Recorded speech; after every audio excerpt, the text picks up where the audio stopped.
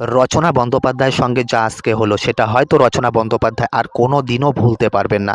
আসলে রচনা বন্দ্যোপাধ্যায় প্রথম থেকেই ভেবে নিয়েছিলেন জীবনে উন্নতি করবেন। বর্তমানে জানা যাচ্ছে ২০২৫ সালে তিনি প্রায় ৩০০ কোটি টাকা উপার্জন করেছেন। এমনকি কাপড়ের ব্যবসা থেকে ক্রিমের ব্যবসা থেকেও তিনি অধিক লাভ করেছেন। কিন্তু এত কিছুর পরেও তিনি সব কিছু ছেড়ে দিয়ে বর্তমানে ছেলেকে মানুষ করা নিয়েই ব্যস্ত ছিলেন।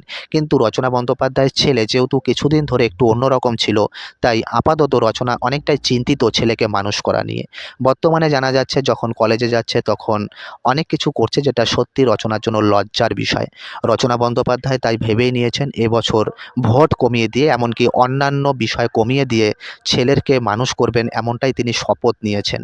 আপাতত জানা যাচ্ছে তিনি হয়তো দিদি নাম্বার 1 টাও কমিয়ে দেবেন।